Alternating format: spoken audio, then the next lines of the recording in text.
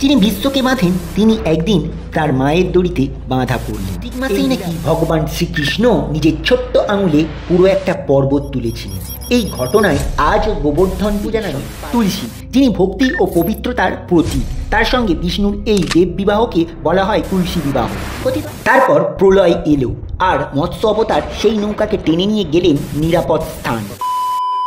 কার্তিক মাস, দামোদর মাস। কিন্তু কখনো কি ভেবে দেখেছেন কেন এই মাসকে দামোদর মাস বলা হয়? এই নামের পিছনে লুকিয়ে রয়েছে এমন এক গল্প যা শুনলে আপনি অবাক হয়ে যাবেন। চলুন আজ আমরা সেই রহস্যের দরজাটা খুলে দেখি। অনেকদিন আগে বৃন্দাবনের এক ছোট্ট গ্রামে বাস করতেন মা যশোদা আর তার দুষ্টু ছেলে কৃষ্ণ।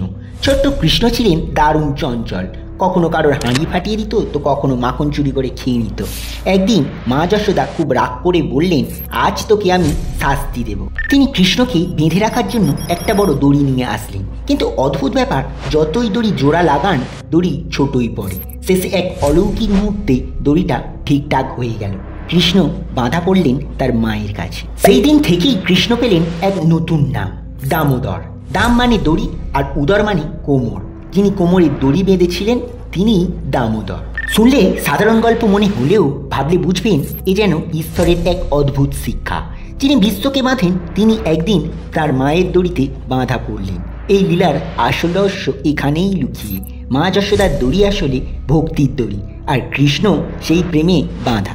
কার্তিক মাসে এই ঘটনাটির স্মরণে ভক্তরা বিশেষভাবে কৃষ্ণের এই লীলাকে পূজা করেন। তখন থেকেই এই মাসকে দামোদর মাস বলা হয়। শাস্ত্রে উল্লেখ আছে যে কার্তিক মাসে ভগবান শ্রী শ্রী রাধা দামোদরের উদ্দেশ্যে একটি প্রদীপ নিবেদন করলে সমস্ত পাপ বিনষ্ট হয় এবং মৃত্যুর পর বৈকুণ্ঠ লোকে গমন হয়। এই মাসে তাই মানুষ ভক্তির বন্ধনে ঈশ্বরকে বাঁধে নিজের পরিষ্কার অন্তরে। কথিত আছে এই কার্তিক মাসেই নাকি ভগবান শ্রীকৃষ্ণ নিজের ছোট্ট আঙুলে পুরো একটা পর্বত তুলেছিলেন।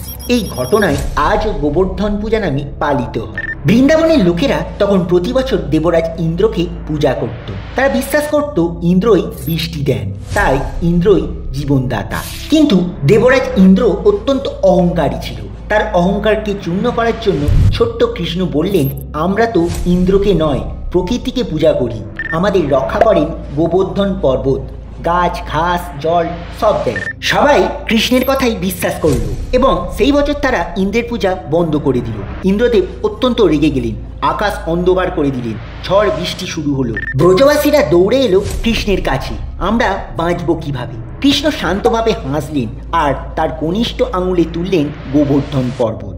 7 দিন 7 রাত ধরে তিনি সেই পর্বত ধরে রাখলেন। সবাই রক্ষা পেল, কেউ এক ফোঁটা বৃষ্টিও পেল না।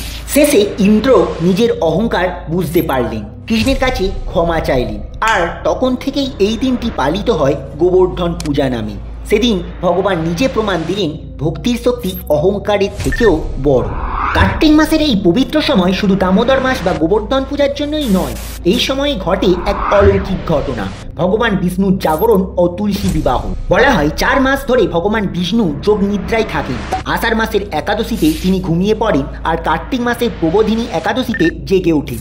এই দিনটিতেই নাকি স্বর্গে বাজে শঙ্খধ্বনি আর দেবলোক জেগে ওঠে নতুন প্রাণী। ভগবান জেগে ওঠার পর তার বিবাহ হয় তুলসী দেবীর সঙ্গে। তুলসী, যিনি ভক্তি ও পবিত্রতার প্রতীক, তার সঙ্গে বিষ্ণুর এই দেব বিবাহকে বলা হয় তুলসী বিবাহ। কথিত আছে এই মাসে তুলসীর সামনে প্রদীপ জ্বাললে সেই আলো নাকি সরাসরি পৌঁছে যায় বৈকুণ্ঠে, আর তার সমস্ত দুঃখ পাপ আর অশুভ শক্তি দূর হয়ে যায়। আবার এই মাসের পূর্ণিমাতেই ভগবান বিষ্ণু নাকি নেন তার প্রথম অবতার মৎস্য অবতার। বলা হয় এক সময় পৃথিবী জুড়ে অন্ধকার ছেয়ে গিয়েছিল, সব ধর্ম সব জ্ঞান প্রায় হারিয়ে যেতে বসেছিল। তখন একদিন রাজা সত্যব্রত নদীতে স্নান করছিলেন। হঠাৎ তার হাতে একটা ছোট্ট মাছ এসে পড়ল। মাছটি কাঁপতে কাঁপতে বলল, আমাকে রক্ষা করো, আমি তোমার উপকার করব। রাজা অবাক, কিন্তু ভক্তিমনে মাছটিকে রক্ষা করলেন। দিন যায় আর মাছটিও বড় হতে থাকে। শেষে এত বিশাল হয়ে যায় যে রাজা বুঝলেন এ কোনো সাধারণ মাছ নয়।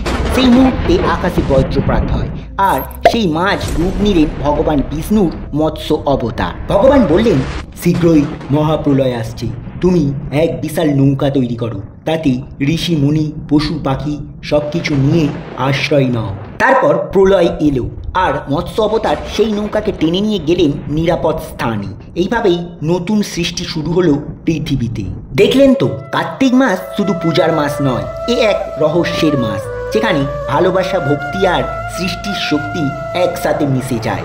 এই ধরনের ভিডিও আরও দেখতে হলে চ্যানেলটিকে অবশ্যই সাবস্ক্রাইব করুন আর কমেন্টে লিখুন জয় শ্রীকৃষ্ণ।